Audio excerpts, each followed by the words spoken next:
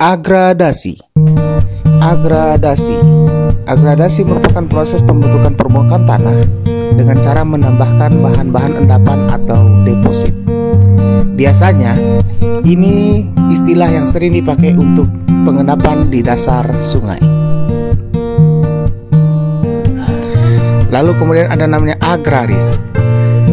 Agraris secara umum adalah pertanian, sehingga agraris secara harafiah mengartikan bahwa segala sesuatu yang berkaitan dengan pertanian atau pembudidayaan tanah bisa juga disebut sebagai sektor pertanian.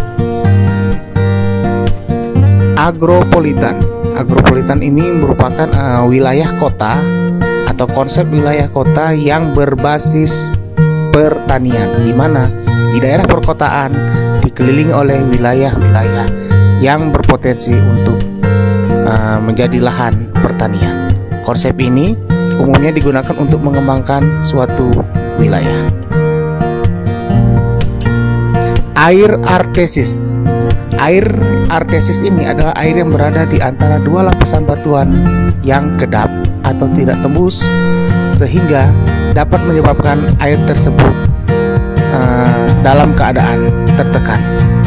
Apabila air tanah ini memperoleh jalan keluar, baik disengaja maupun tidak, maka akan keluar dengan kekuatan yang besar di permukaan bumi, sehingga terjadilah sumber mata air artesis. Air artesis juga istilahnya adalah air tanah. Kemudian namanya air freatis.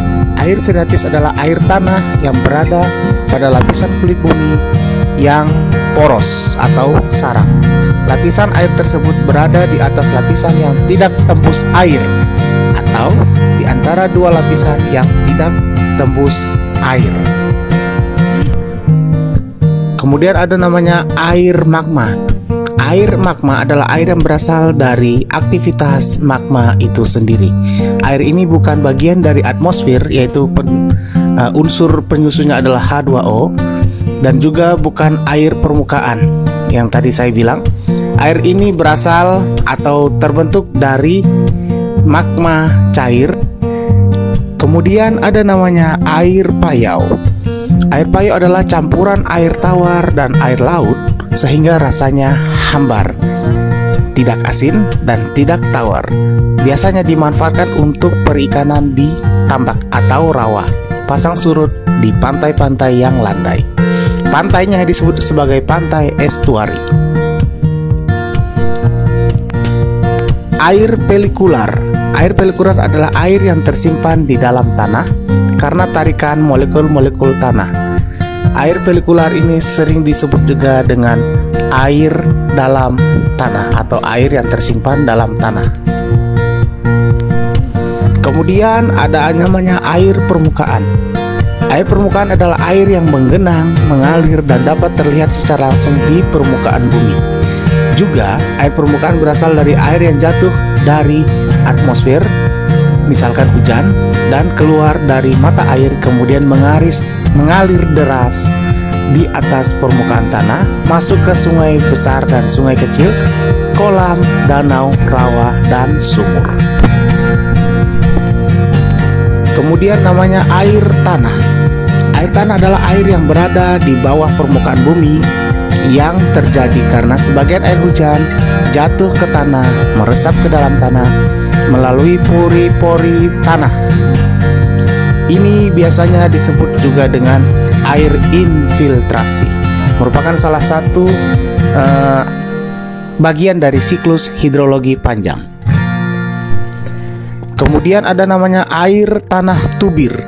Air tanah yang terperangkap dalam rongga-rongga batuan endapan sejak pengendapan itu terjadi, termasuk juga air yang terperangkap pada rongga-rongga batuan beku lelehan sewaktu mama tersembur keluar permukaan bumi.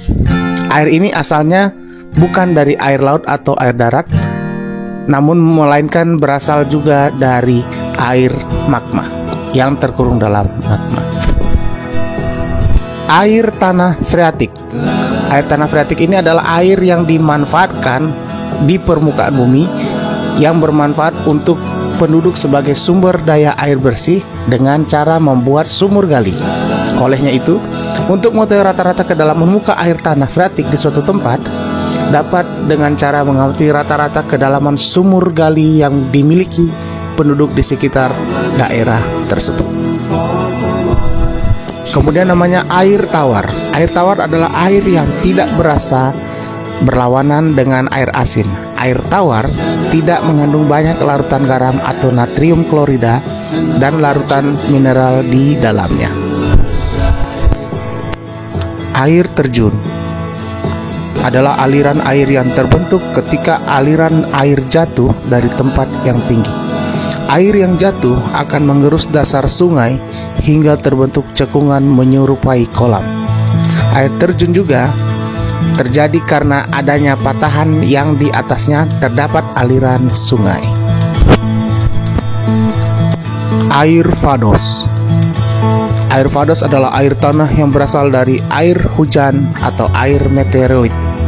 Air ini mengandung air berat atau H3 atau mengandung tritium. Tritium adalah suatu unsur yang terbentuk pada atmosfer dan terdapat di dalam tanah karena turun bersama dengan air hujan. Air fados juga kerap disebut dengan air tua. Aksesibilitas. Aksesibilitas adalah berhubungan dengan keterjangkauan. Keterjangkauan bukan berarti jarak atau lokasi suatu tempat, melainkan mudah atau tidaknya sampai ke tempat tujuan. Hal ini dipengaruhi oleh medan jalan dan keadaan lainnya. Aquakultur. Aquakultur terdiri dari dua kata, aqua dan kultur, di mana aquakultur berarti pembudidayaan air sehingga bisa mendatangkan hasil atau pengusahaan laut agar dapat mendatangkan hasil. Contohnya pada budidaya tambak lele. Aquifer. Aquifer merupakan batuan lolos air yang banyak mengandung air. Berdasarkan letaknya di dalam lapisan permukaan tanah atau di dalam lapisan bawah permukaan, aquifer dapat dibedakan atas aquifer bebas dan aquifer terkekang. Akulturasi. Akulturasi adalah pencampuran dua kebudayaan atau lebih yang saling bertemu dan saling mempengaruhi tanpa menghilangkan kebudayaan aslinya. Alat pantograf. Alat pantograf adalah alat yang digunakan untuk memperbesar dan memperkecil suatu skala pada peta. Pantograf dapat mengubah ukuran peta sesuai dengan ukuran yang diinginkan. Alfisols.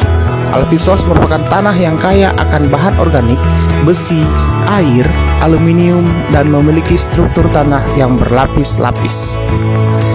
Alfisoils disebut juga aluminium iron soil. Ciri-cirinya berwarna abu-abu, mengandung lapisan tanah liat atau lempung, dan subur. Gimana? Hari ini sudah 5 istilah yang kita pelajari. Apakah sudah menambah wawasan kalian? Mudah-mudahan sudah ya, karena ilmu geografi sangat asik dan menyenangkan. Jangan lupa komen, like, share, dan subscribe untuk mengembangkan channel ini.